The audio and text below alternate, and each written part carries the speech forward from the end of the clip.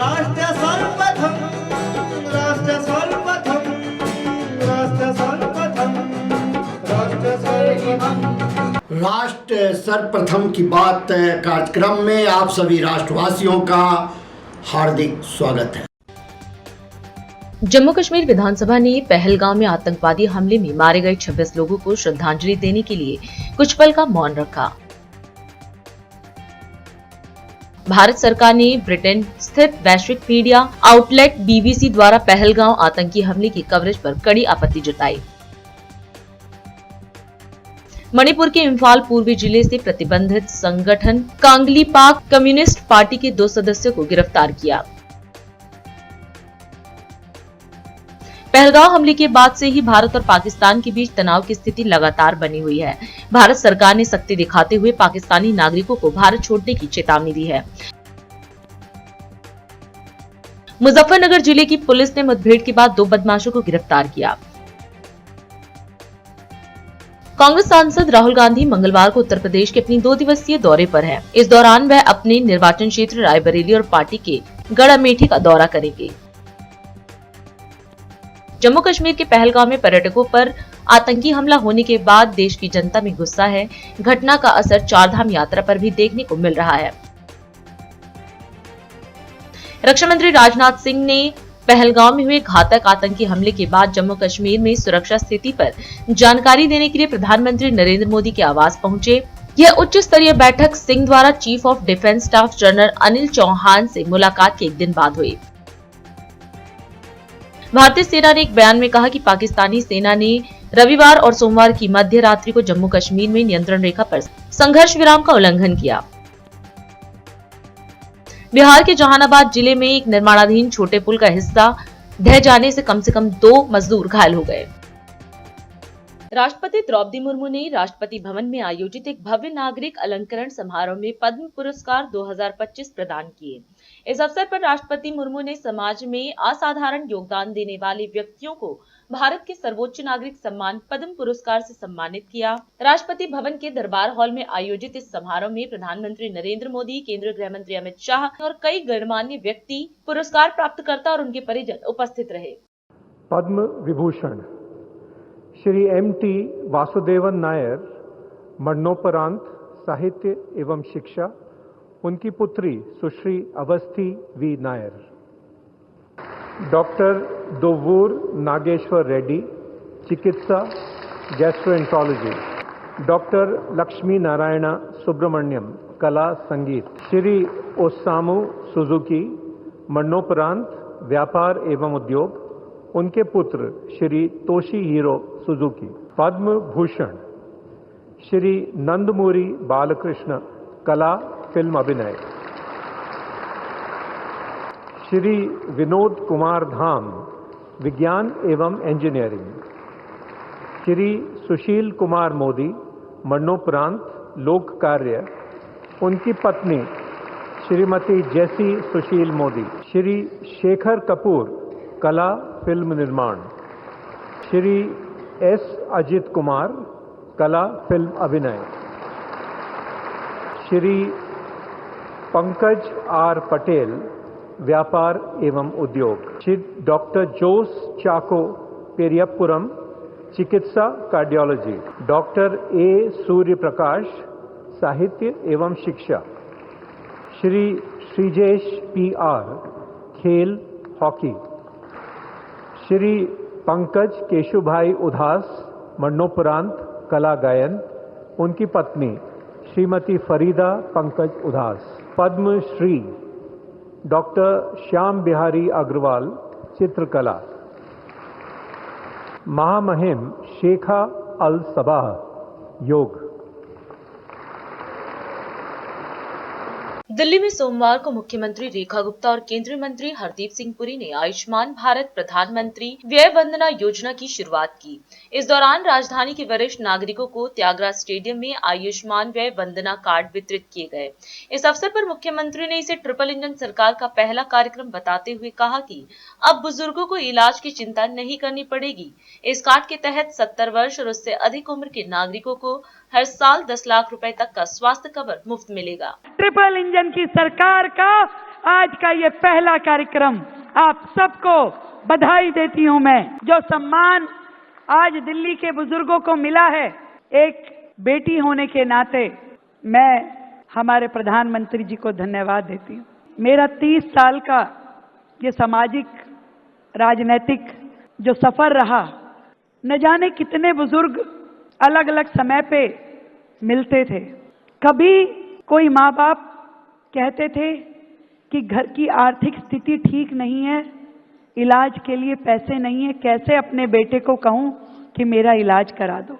जब हम छोटे छोटे हेल्थ कैंप लगाते थे, चश्मा वितरण का, कान की मशीन वितरण का, तो बुजुर्ग ऐसे आते थे कि चलो आज मेरा चश्मा बन गया, कई दिनों से टूटा हुआ था, चलो आज मुझे कान की मशीन मिल गई, कई बार कह दिया था घर में बन नहीं पा रही थी। और कई बार तो वो जो 1000 रुपए की पेंशन दिल्ली नगर निगम देती थी या दिल्ली सरकार की भी जो पेंशन मिलती थी, उस पेंशन के छोटे से अमाउंट को लेने के लिए बुजुर्ग कई कई चक्कर लगाते थे कि मेरी पेंशन नहीं आई। कई बार मैं सोचती थी कि इस 1000 रुपए से उनका क्या होना है, पर मैं वक्त के साथ समझ पाई कि वो 1000-2000 रुपए भी उनके लिए एक फाइनेंशियल एम्पावरमेंट था कि मेरे हाथ में जो ये पैसा है, इसका उपयोग मैं अपने हिसाब से कर सकूंगा, इसका उपयोग मैं अपनी दवाई लाने में कर सकूंगा, मुझे परिवार के किसी सदस्य पे, बेटे पे, बहू पे, बेटी पे, जवाई पे जोर नहीं देना पड़ेगा, इसको मैं अपनी मर्जी से खर्च कर लूंगा। मैंने वो स्थितियां देखी है। आज दिल्ली के लिए ये बहुत खुशी का अवसर है कि हम ऐसे सभी माँ बाप जो हमारे दिल्ली के हैं, उनको एक सम्मान, एक न्याय और एक सुविधा दे पा रहे हैं इस वय वंदन योजना के माध्यम से। और इस योजना की खूबसूरती जो है, इस योजना की खूबसूरती ये है कि इसमें कोई डिफरेंशिएशन नहीं है। अमीर हो, गरीब हो, महिला पुरुष, हर एक व्यक्ति जो 70 साल से ऊपर की उम्र का है, उसको इसका लाभ मिलेगा। ये इस योजना की खूबसूरती है। इसीलिए आपने देखा जब हमने कार्ड बांटे तो एक रेडी चलाने वाला बुजुर्ग भी आया और एक बैंक से रिटायर्ड व्यक्ति भी आया। केवल 2 चीजें चाहिए, एक आप दिल्ली के निवासी हो और दूसरा आपके पास आधार कार्ड हो। केवल 2 चीजें, और कुछ नहीं चाहिए। और आपका रजिस्ट्रेशन आज से दिल्ली में शुरू हो गया है, बहुत आसान तरीके से। और हमारे सभी जनप्रतिनिधि, सभी माननीय विधायक, सभी हमारे पार्षद, हमारे एसडीएम, डीएम ऑफिसेज में आपके रजिस्ट्रेशन के लिए हम सुविधाएं भेजेंगे और आप केवल अपना आधार कार्ड लेके जाइए और अपना रजिस्ट्रेशन करा सकेंगे। ये सुविधा आदरणीय नरेंद्र मोदी जी के आशीर्वाद से आज से हम दिल्ली में शुरू कर रहे हैं और जल्द से जल्द ये रजिस्ट्रेशन पूरा हो जाए, ऐसा मेरा सभी जनप्रतिनिधियों से निवेदन है। अपने यहाँ के सभी बुजुर्गों को चिन्हित कर उनका रजिस्ट्रेशन कराइए ताकि उनको तकलीफ ना आए। और तुरंत ये कार्ड बनते ही आप दिल्ली के और देश भर के जो इस योजना में आइडेंटिफाइड हॉस्पिटल्स हैं, दिल्ली में लगभग 100 अस्पताल इस योजना में रजिस्टर्ड हैं और पूरे देश में 30,000 अस्पताल इस योजना में रजिस्टर हैं। तो आपका मन करे, कोई ऐसी बीमारी है कि आपको अपना इलाज जाके मुंबई कराना है, हैदराबाद कराना है, उत्तर प्रदेश कराना है, जहां भी कराना है वो अस्पताल यदि उस सूची में रजिस्टर्ड है तो आप जा करके वहां इलाज कर सकते हैं। और ये पॉलिसी कैशलेस है, आपको कुछ भी पहले जमा नहीं कराना, आपको इलाज दिया जाएगा और उसका पेमेंट सरकार स्वयं करेगी। इस योजना के लिए आप सबको बधाई। मुख्यमंत्री नीतीश कुमार ने आज निर्माणाधीन भूमिगत पैदल यात्री मार्ग का निरीक्षण किया।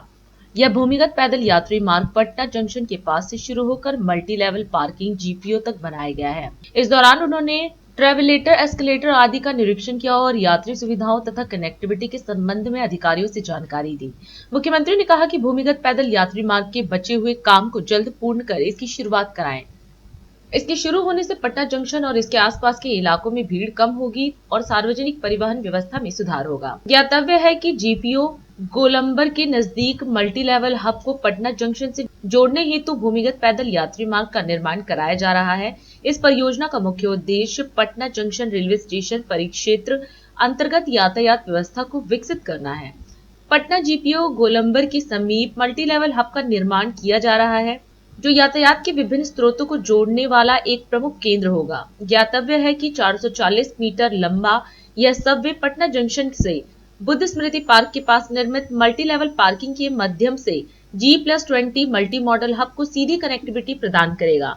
दूसरी ओर 27,356 वर्ग मीटर में फैले मल्टी मॉडल हब में 2 मंजिलें auto rickshaw, e rickshaw, cab और निजी वाहनों की पार्किंग के लिए आरक्षित होंगी। ग्राउंड फ्लोर सिटी बस की पार्किंग के लिए है। इसके पश्चात मुख्यमंत्री ने अशोक राजपथ पहुंचकर निर्माणाधीन डबल डेकर पुल का निरीक्षण किया।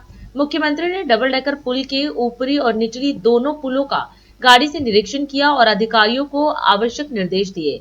अशोक राजपथ पर कारगिल चौक से एनआईटी मोड़ तक बन रहे इस डबल डेकर फ्लाईओवर का काम लगभग पूरा हो चुका है। निरीक्षण के दौरान मुख्यमंत्री ने कहा कि इस डबल डेकर फ्लाईओवर के बचे हुए काम को जल्द पूरा कर इसकी शुरुआत कराएं। इसकी शुरुआत होने से पटना यूनिवर्सिटी जाने वाले छात्र छात्राओं को आवागमन में सुविधा होगी। साथ ही अशोक राजपथ के इलाके में रहने वाले लोगों का आवागमन सुलभ होगा और गाड़ियों के अनावश्यक शोर से भी राहत मिलेगी। ज्ञातव्य है कि डबल डेकर फ्लाईओवर की कुल लंबाई 2.2 किलोमीटर है, जिसमें ऊपर का पुल 2.2 किलोमीटर लंबा है, जबकि नीचे का पुल 1.7 किलोमीटर लंबा है। फ्लाईओवर के ऊपर का पुल कारगिल चौक से शुरू हो रहा है और साइंस कॉलेज के पास समाप्त हो रहा है। वहीं नीचे का पुल बीएन कॉलेज से शुरू हो रहा है, जो पटना कॉलेज तक जा रहा है और यह 1.7 किलोमीटर लंबा है। इस डबल डेकर फ्लाईओवर को बीच में पीएमसीएच आने जाने वालों के लिए कृष्णा घाट के पास कनेक्टिविटी दी गई है। इसे पीएमसीएच के मल्टी लेवल पार्किंग से भी जोड़ने की योजना है। यह प्रोजेक्ट मुख्यमंत्री नीतीश कुमार के ड्रीम प्रोजेक्ट में से एक है। निरीक्षण के दौरान मुख्यमंत्री के प्रधान सचिव दीपक कुमार, मुख्यमंत्री के सचिव अनूप कुमार, मुख्यमंत्री के सचिव कुमार रवि, बिहार राजपुल निर्माण निगम लिमिटेड के अध्यक्ष शीर्षत कपिल अशोक, पटना नगर निगम के नगर आयुक्त अनिमेश पराशर सहित अन्य वरीय अधिकारी उपस्थित थे। पंचकुला में भगवान परशुराम जी के जन्मोत्सव कार्यक्रम में हरियाणा के मुख्यमंत्री नायाब सैनी और उत्तर प्रदेश के उप मुख्यमंत्री ब्रजेश पाठक ने भाग लिया। इस अवसर पर सीएम सैनी ने भगवान परशुराम के चरणों में शीश नवाकर नमन किया। वहीं अपने संबोधन में उन्होंने कहा कि परशुराम जी का जीवन ज्ञान और शक्ति के संतुलन का प्रतीक है, जो आज भारत की आवश्यकता है। उन्होंने युवाओं से आधुनिक तकनीक के साथ अपनी सांस्कृतिक शक्ति को मजबूत करने का भी आह्वान किया। मैं आप सबको भगवान परशुराम जी के जन्मोत्सव की और अक्षय तृतीया की बहुत बहुत बधाई और शुभकामनाएं देता हूं। मेरा परम सौभाग्य है आप इतनी संख्या में आए हैं।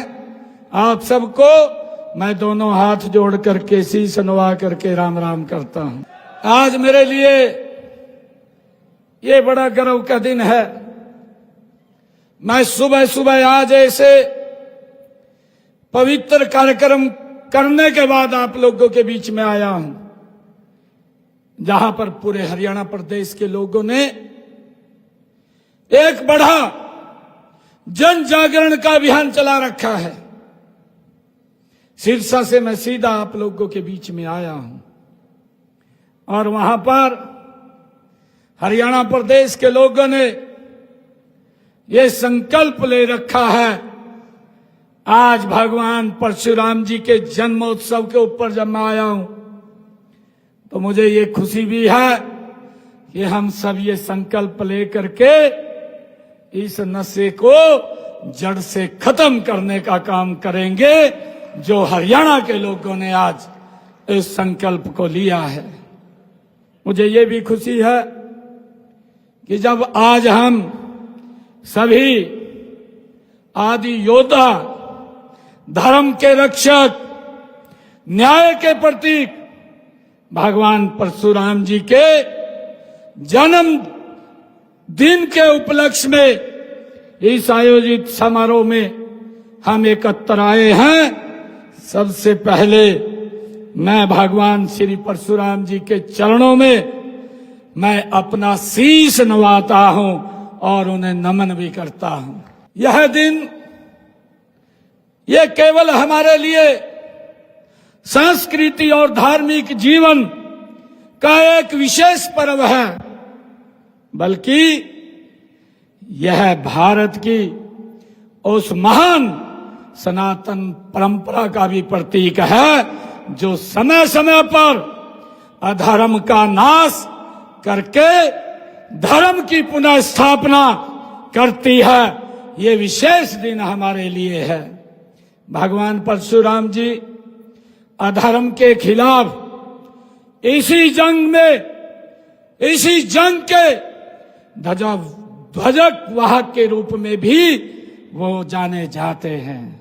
मुझे ये भी खुशी है कि भगवान परशुराम जी भगवान विष्णु जी के छठे अवतार के रूप में भी जाने जाते हैं, माने जाते हैं। इसी धरा पर उनका अवतरण हुआ, न्याय की स्थापना के लिए हुआ। वे एक ऐसे अवतार हैं जो चिरंजीवी माने जाते हैं।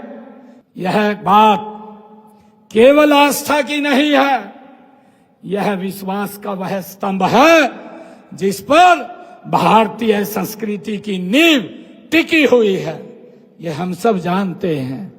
और वह विश्वास यह है कि जब भी अधर्म, अन्याय और अत्याचार बढ़ेगा तब कोई न कोई परशुराम अवश्य उठ खड़ा होगा उस अन्याय के विरुद्ध, उस अधर्म के विरुद्ध।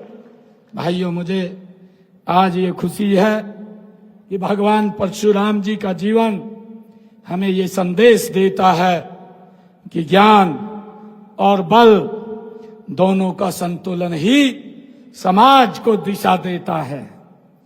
वे ब्राह्मण कुल में जन्मे, परंतु उन्होंने क्षत्रिय धर्म को निभाया। वे महान तपस्वी, वेदों के ज्ञाता, महान योद्धा। यह समन्वय, यह संतुलन आज के भारत की भी आवश्यकता है।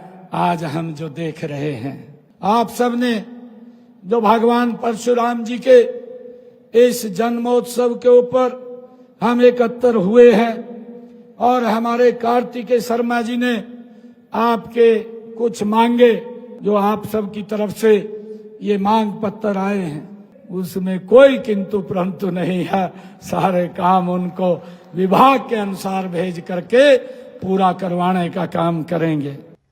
अभी समय है एक ब्रेक का। हम चलते हैं ब्रेक पर, आप कहीं जाए नहीं, छोटा सा ब्रेक। श्रेया फर्निशिंग लेकर आया है आपके लिए होम कलेक्शन, जिसमें आपको मिलता है upholstery fabric, designer cottons, home and office decoratives, carpets and sofa cover कम से कम दाम में कीर्ति नगर में आपके लिए उपलब्ध है।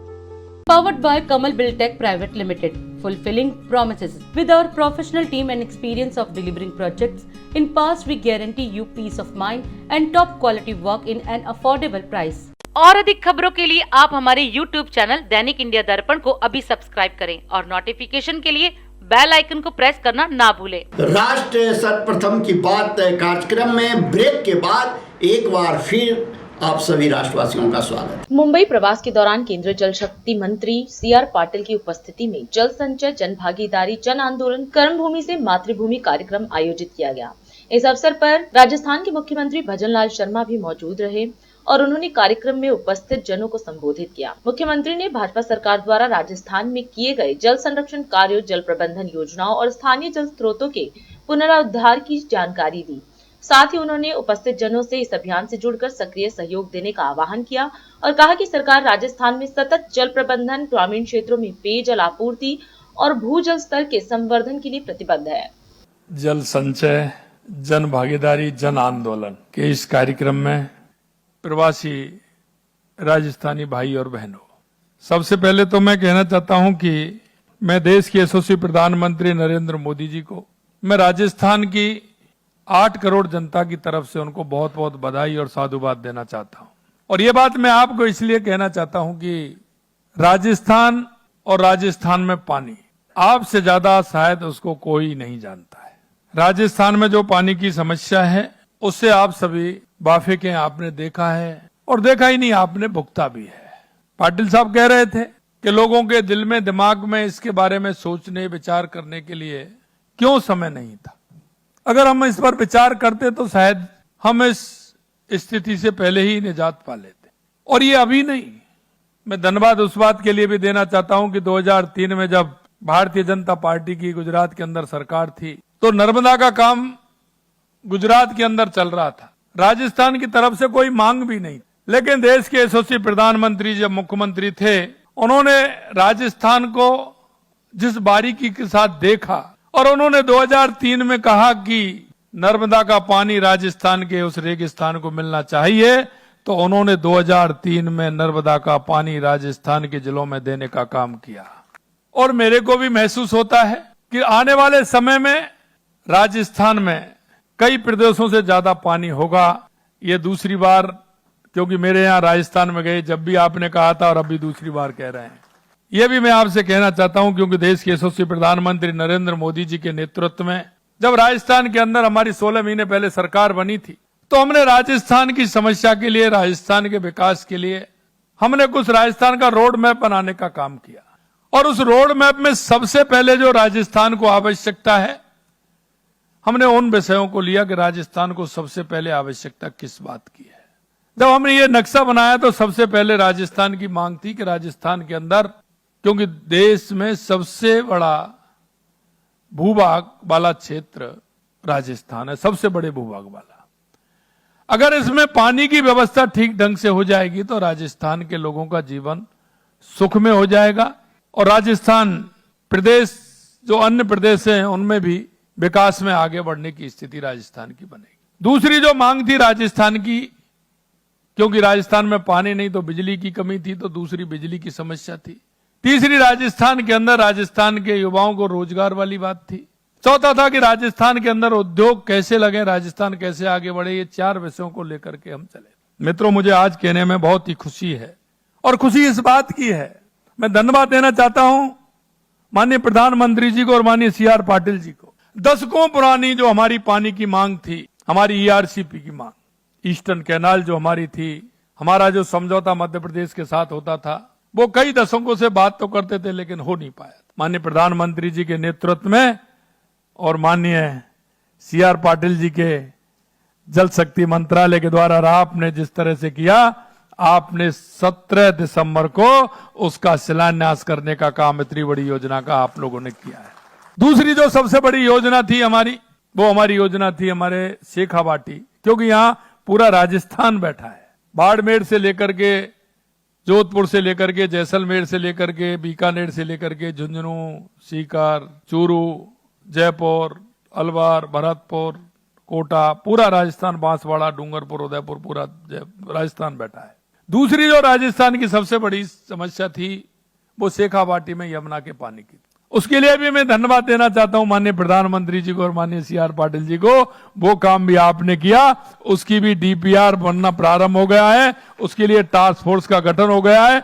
वो भी लगभग 2,5-3 हजार करोड़ रुपए की योजना से कम नहीं है, वो भी योजना हमारी आने वाली है। काफी लंबे समय पहले हमारे जो प्रवासी भाई हैं, कई विपरीत परिस्थितियों में राजस्थान छोड़ करके वो गए थे। हम चाहते हैं कि वो आए राजस्थान में, नए राजस्थान में, विकसित राजस्थान में और अपना योगदान दें अपनी मातृभूमि के लिए, और कर्म भूमि में भी उतना योगदान दें जितना वो कर्म भूमि के अंदर दे रहे हैं, वो भी करें, लेकिन मातृभूमि को भी ध्यान रखते हुए उस राजस्थान के लिए अपना योगदान दें।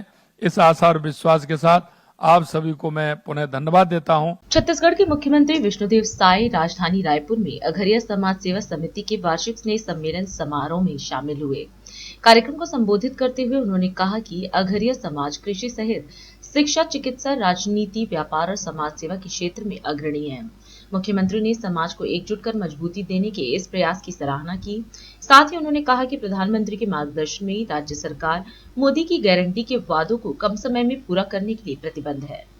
आज हमारे छत्तीसगढ़ प्रदेश की राजधानी रायपुर की इस पावन भूमि में अघरिया समाज द्वारा आयोजित आज के इस स्नेह सम्मेलन में मंच में विराजमान सभी लोगों का इस सम्मेलन में मैं हृदय से अभिनंदन करता हूं, स्वागत करता हूं।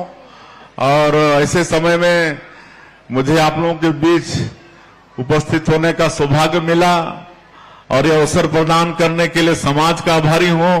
और आज एक ऐसे समाज के कार्यक्रम में हम आए हैं कि जिनके साथ हमारी मित्रता भी है और बहुत पहले से परिचित भी हूं, लेकिन ये समाज बहुत शिक्षित भी है, समृद्ध भी है और हर क्षेत्र में आगे है।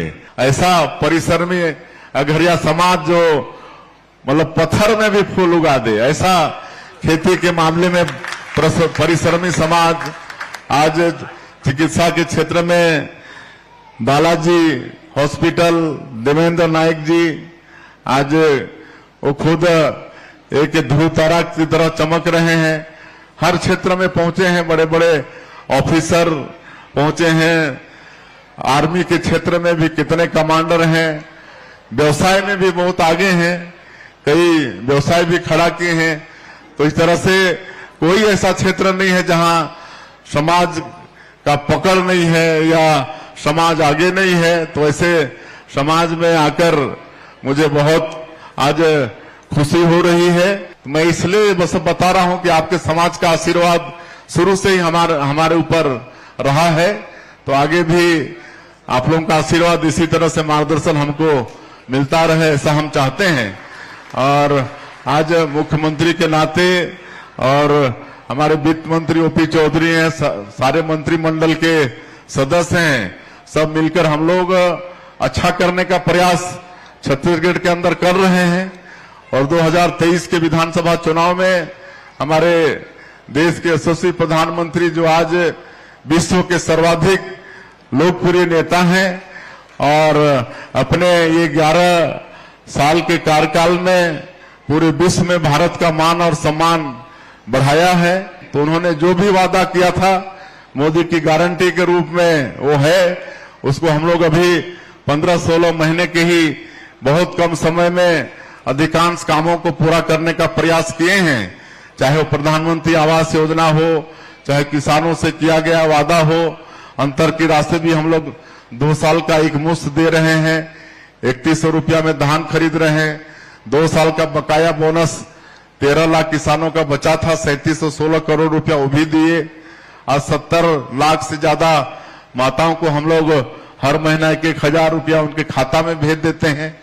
बस्तर और सरगुजा जो ट्राइबल बाहुल क्षेत्र है, जहां पर तेंदुपत्ता जिसको हरा सोना बोलते हैं, और 13.5 लाख हमारा ग्रामीण जनजाति परिवार इससे जुड़ा है और उनके आजीविका का मुख्य माध्यम है।